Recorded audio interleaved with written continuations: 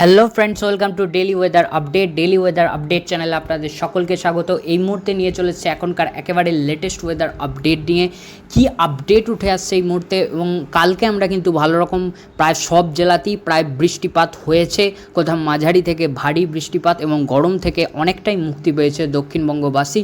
So আজকে কেমন কি বৃষ্টির সম্ভাবনা থাকছে এবং তাপমাত্রা কেমন কি রয়েছে সমস্ত ফ্রেন্ডস আপনাদের দেখাবো।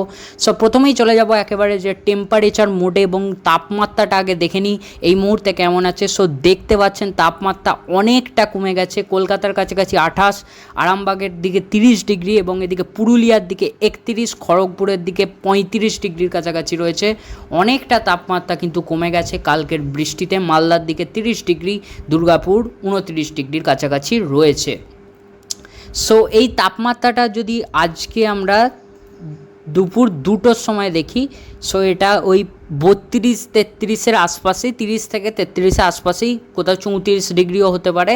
এদিকে যদি খড়গপুরের দিকে দেখি, খড়গপুরের দিকে 34 ডিগ্রির কাছাকাছি থাকছে। সো আপাতত তাপমাত্রা ঠিকঠাক থাকছে। কাল 8 তারিখেও কিন্তু তাপমাত্রা একেবারে ঠিকঠাক থাকবে, ওই 32, 33, 34-এর কাছাকাছি ঘোরাফেরা করবে। গরম থেকে অনেকটা মুক্তি পেল অবশেষে দক্ষিণবঙ্গবাসী, এটা কিন্তু বলাই চলে। যে 9 তারিখ সেটাও তাপমাত্রা প্রায় 29-30-এর কাছাকাছি রয়েছে। 10 তারিখ আমাদের কাছে 12 তারিখ অবধি আপডেট আছে।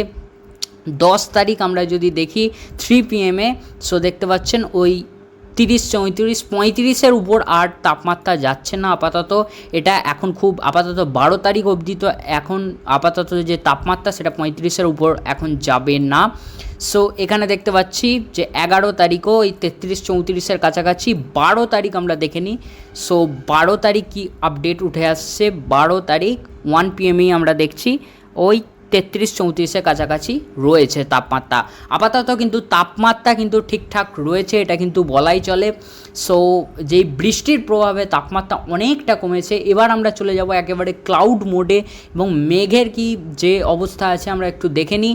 সো এখন যদি দেখি হালকা কিন্তু মেঘলা আকাশ রয়েছে, এবং যত বিকেল এগোবে কিন্তু আবারও ঝড় বৃষ্টির মেঘ উঠবে, এবং তার থেকে কিন্তু ঝড় বৃষ্টির সম্ভাবনা থাকছে। সো দেখতে পাচ্ছেন আপনারা, এবং আগামীকাল 8 তারিখও কিন্তু এই ঝড় বৃষ্টি থাকবে। মেঘ দেখতে পাচ্ছেন। 9 তারিখও কিন্তু এই ঝড় বৃষ্টিপাত আমরা দেখতে পাচ্ছি। 10 তারিখও এখন আপাতত ঝড় বৃষ্টিপাত কিন্তু চলবে, এটুকু কিন্তু বলাই চলে। 12 তারিখ অবধি আপাতত এখন চলবে হালকা থেকে মাঝারি, আবার কোথাও কোথাও ভারী থেকে অতি ভারীও ঝড় বৃষ্টি হয়ে যেতে পারে। সেটা মেঘের উপর ডিপেন্ড করবে যে স্থানীয় বজ্রগর্ভ মেঘ কতটা শক্তিশালী হবে। এবার আসি আমরা একটু রেন অ্যাকুমুলেশন মোডে। নেক্সট 12 ঘন্টায় দেখে নিই। সো নেক্সট 12 ঘন্টায় আমরা বৃষ্টি দেখতে পাচ্ছি। নেক্সট 24 ঘন্টাতেও বৃষ্টি দেখা যাচ্ছে। নেক্সট 3 দিনেও বৃষ্টি দেখা যাচ্ছে। নেক্সট 5 দিনে এই বৃষ্টিটা আরও বেড়ে যাচ্ছে আমরা দেখতে পাচ্ছি। সো প্রায় কিন্তু এখানে আমরা যদি মিটারটা লাগিয়ে দেখি 70-80 মিলিমিটারের কাছাকাছি ভালোই বৃষ্টিপাত কিন্তু দেখাচ্ছে।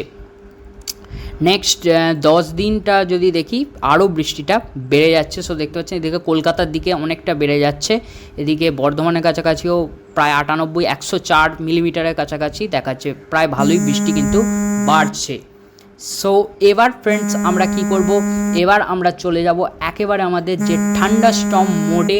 সো থান্ডারস্টর্ম মোড কি বলছে আমরা একটু দেখে নিই। সো এখানে আমরা চলে এসেছি একেবারে থান্ডারস্টর্ম মোডে। সো থান্ডারস্টর্ম মোডে আমরা দেখে নিই। সো দেখতে পাচ্ছেন আজ বিকালের দিকে কিন্তু প্রবল বজ্রবিদ্যুৎ ধেয়ে আসছে, এটা বলাই চলে। 8 তারিখের কথা যদি বলি, 8 তারিখও বজ্রবিদ্যুতের সম্ভাবনা থাকছে। 9 তারিখে আমরা চলে যাই। সো 9 তারিখও কিন্তু আমরা বজ্রবিদ্যুতের সম্ভাবনা পাচ্ছি ভালো রকমভাবে। শুধু যে দক্ষিণবঙ্গ তা নয়, বাংলাদেশেও এই বজ্রবিদ্যুৎ প্রচুর পরিমাণে চলবে। পাশাপাশি যে উড়িষ্যাতেও কিন্তু এই বজ্রবিদ্যুৎ খুব ভালোভাবে যে প্রচুর পরিমাণে বজ্রবিদ্যুৎ হবে।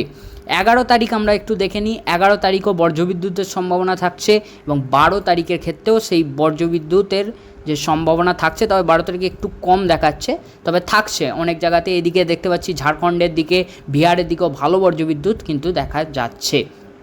সো এখন আপাতত বৃষ্টিপাত আপাতত চলবে, কন্টিনিউ হবে। এবার আমরা চলে আসি একেবারে যে রেন মোড, বৃষ্টির মোড কি বলছে, আজকে কেমন কি ঝড় বৃষ্টি। সো আমি চালিয়ে দিয়েছি অলরেডি ট্র্যাকটিকে, আপনারা দেখতে পাচ্ছেন আজকে কিন্তু ভালো রকম ঝড় বৃষ্টি, প্রবল কালবৈশাখীর যে সতর্কতা সেটা কিন্তু থাকছে। 8 তারিখ আমরা যদি দেখিনি, 8 তারিখও কিন্তু মেঘ উঠবে এবং 8 তারিখও বৃষ্টির সম্ভাবনা থাকছে। 9 তারিখ আমরা দেখিনি, 9 তারিখও থাকবে প্রবল বৃষ্টির সম্ভাবনা। 10 তারিখও, এখন আপাতত বৃষ্টি কমার কোনো যে নেই, এবার বৃষ্টি বাড়বে তুলনামূলক, যে ভালো রকম ঝড় বৃষ্টি কালবৈশাখী হওয়ার সম্ভাবনা থাকছে। 12 তারিখ একটু কমছে বৃষ্টিটা। সো এবার আমরা চলে যাব যেহেতু একটা ঘূর্ণাবর্ত আছে, বিপরীত ঘূর্ণাবর্ত, যার জেরেই এই যে ঝড় বৃষ্টিটা প্রচুর পরিমাণে হচ্ছে এবং আরও হবে দক্ষিণবঙ্গের জন্য। সো এবার আমরা কিন্তু চলে আসি একেবারে যে স্যাটেলাইট মোডে, এবং স্যাটেলাইট মোডে আমরা দেখে নিই। সো দেখতে পাচ্ছেন অলরেডি হালকা হালকা মেঘে ভর্তি, এদিকে উড়িষ্যার দিকে একটু মেঘ ভালো দেখা যাচ্ছে, আর এদিকে যে দক্ষিণবঙ্গের দিকে কিন্তু ভালোই কিন্তু মেঘ দেখা যাচ্ছে আপাতত, এবং যত বিকাল গড়াবে এই মেঘ উঠবে, স্থানীয় বর্জ্যগর্ভ মেঘ থেকে কিন্তু বৃষ্টিপাত হবে। আমি ইনফ্রা মোডেও দেখিয়ে দিচ্ছি। সো দেখতে পাচ্ছেন। সো ফ্রেন্ডস, এই ছিল আপডেট, যেটুকু আপডেট ছিল আমি কিন্তু ফ্রেন্ডস আপনাদের জানালাম। আশা করছি ফ্রেন্ডস আপনার ভিডিওটা পছন্দ হয়ে থাকবে। ভিডিওটা পছন্দ হয়ে থাকলে অবশ্যই চ্যানেলটিকে সাবস্ক্রাইব করতে ভুলবেন না, এবং যে অবশ্যই কিন্তু ভিডিওটিকে লাইক করতে ভুলবেন না। এরকম লেটেস্ট ওয়েদার আপডেট পাওয়ার জন্য অবশ্যই কিন্তু সাবস্ক্রাইব করে রাখবেন। দেখা হচ্ছে পরবর্তী ভিডিওতে।